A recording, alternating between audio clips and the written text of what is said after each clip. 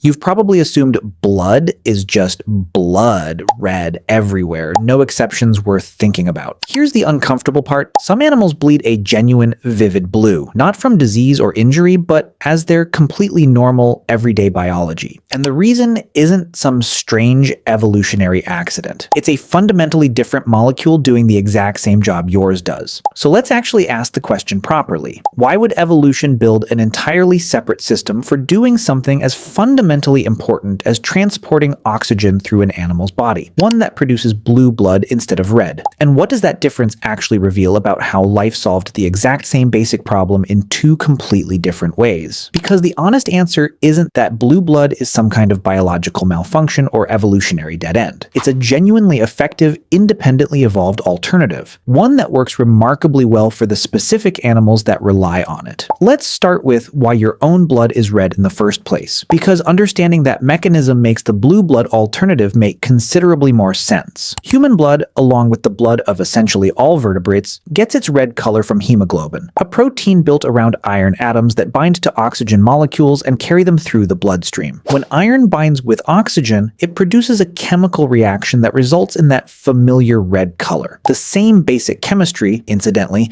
behind why iron rusts a reddish-brown color when exposed to oxygen in the air. Hemoglobin is carried inside red blood cells, and it's remarkably efficient at picking up oxygen in the lungs and releasing it into tissues throughout the body that need it, which is precisely why this particular molecule became the dominant oxygen transport solution across the entire vertebrate lineage. Fish, reptiles, birds, mammals, all of it. Now here's where the story shifts, because a genuinely large and diverse group of invertebrate animals, including horseshoe crabs, octopuses, squid, and many other mollusks and arthropods, rely on an entirely different molecule for the exact same basic job, hemocyanin. Instead of using iron as the central atom that binds oxygen, hemocyanin is built around copper. When copper binds with oxygen, it produces a blue color rather than red, which is the entire remarkably simple explanation for why these animals' blood runs blue instead of red. It's not a different kind of blood exactly,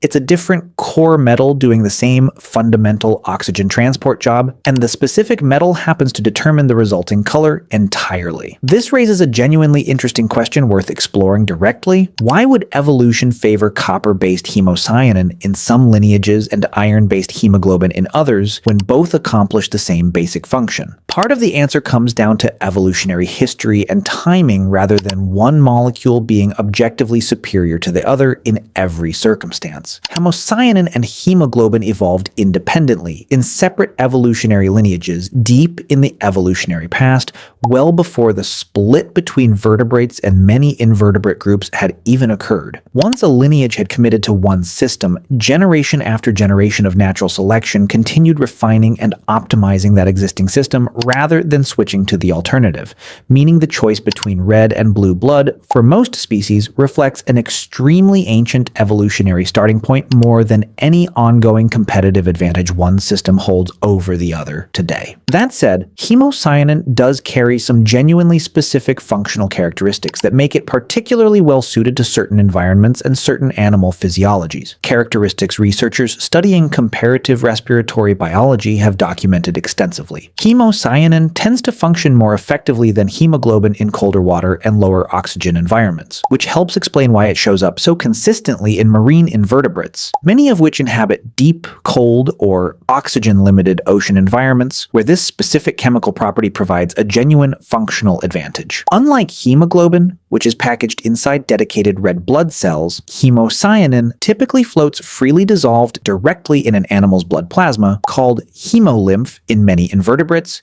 which represents a fundamentally different structural approach to oxygen transport entirely. One that comes with its own specific trade-offs in terms of oxygen carrying efficiency and overall blood viscosity. Horseshoe crabs deserve particular attention here because their blue blood turns out to be genuinely important to modern human medicine in a way that goes well beyond simple biological curiosity. Horseshoe crab blood contains specialized cells called amoebocytes, and these cells have a remarkable, evolutionarily ancient property. They clot almost instantly and visibly when they encounter even minute traces of bacterial toxins called endotoxins. Researchers developed a test called the Limulus amoebocyte lysate test, commonly abbreviated LAL, which uses extracted horseshoe crab blood cells specifically to detect bacterial contamination in medical products, including nearly every injectable drug, vaccine, and medical device produced today. Before this test existed, contamination testing relied on considerably slower, less reliable methods involving live rabbits,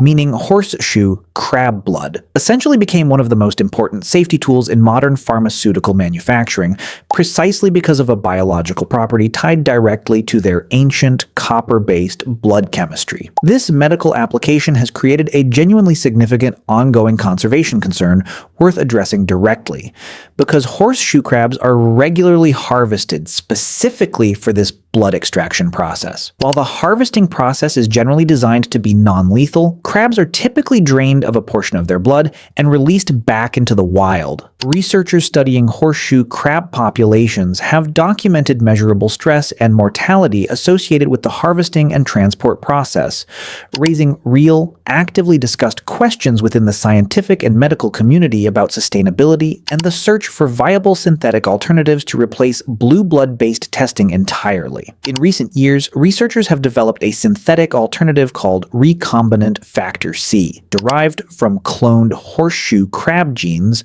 rather than requiring live animal blood extraction at all, representing a genuinely promising, if still gradually adopted, path toward reducing pharmaceutical reliance on wild horseshoe crab populations going forward. Octopuses and squid offer another genuinely fascinating angle on this same underlying story, because their reliance on hemocyanin connects directly to specific aspects of their unusual biology and behavior. Cephalopods, the broader group including octopuses and squid, are famously active, intelligent, and in many cases capable of surprisingly fast, energy-intensive movement, which creates a genuinely interesting biological puzzle since hemocyanin is generally considered somewhat less efficient at oxygen transport compared to hemoglobin under otherwise similar conditions. Researchers studying cephalopod physiology have found several specific adaptations that help compensate for this apparent inefficiency, including notably high concentrations of hemocyanin circulating in their hemolymph,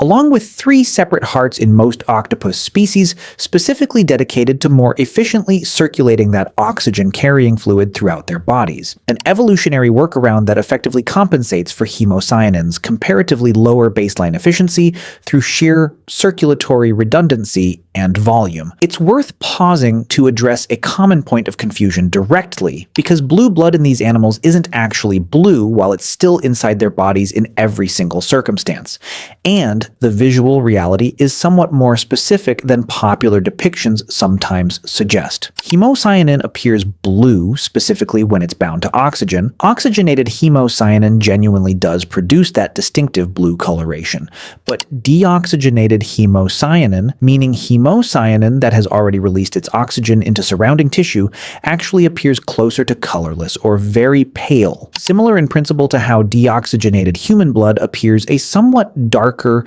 less vivid red than freshly oxygenated blood. Just a considerably more dramatic color shift in hemocyanin's case, given how different oxygenated and deoxygenated states appear. There's a genuinely interesting broader pattern worth examining here too, because iron and copper aren't actually the only 2 oxygen transport solutions evolution has produced across the animal kingdom.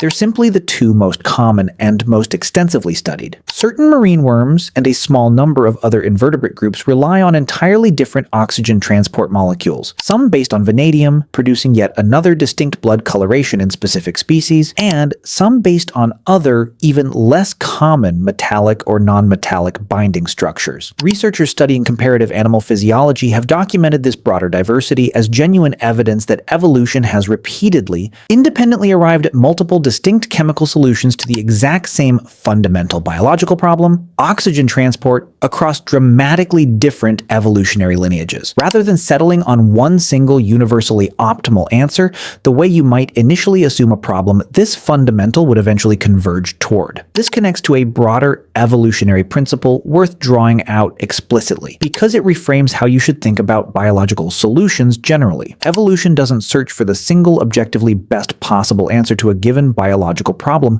across the entire tree of life. It works with whatever molecular starting materials a particular lineage happened to have access to and happened to already be using for other purposes deep in its evolutionary past, then refines and optimizes that specific starting point incrementally, generation after generation, within the specific environmental pressures that particular lineage happens to face. Iron-based hemoglobin and copper-based hemocyanin aren't competing candidates where one simply won and the other lost. They're two separate evolutionary experiments, each one thoroughly successful and thoroughly optimized within its own specific evolutionary lineage and ecological context, still running in parallel across the modern animal kingdom today, millions of years after both systems first emerged. There's also a genuinely interesting research angle worth mentioning specifically because hemocyanin's unusual properties have made it a subject of active scientific interest well beyond basic oxygen transport biology. Researchers studying immunology have found that hemocyanin, beyond its oxygen-carrying function, appears to play a role in certain invertebrate immune responses as well,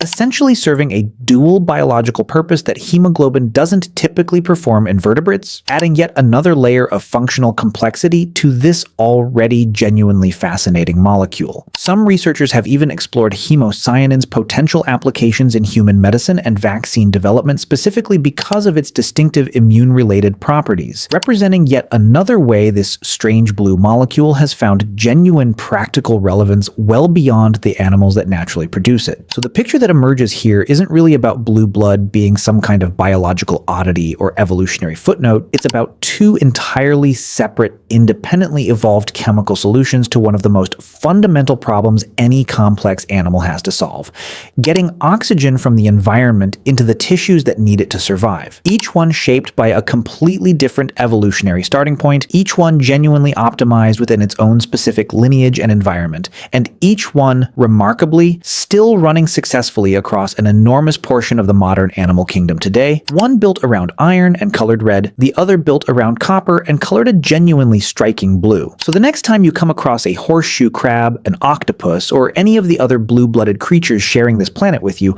it's worth remembering that the color difference running through their veins isn't some strange biological glitch. It's a living, functioning reminder that evolution rarely settles on just one answer to life's most fundamental problems, and that the specific chemistry keeping you alive right now, the iron quietly turning your own blood red, is simply one of at least two genuinely successful solutions nature has independently discovered for keeping a complex, oxygen-hungry body alive and moving through the world.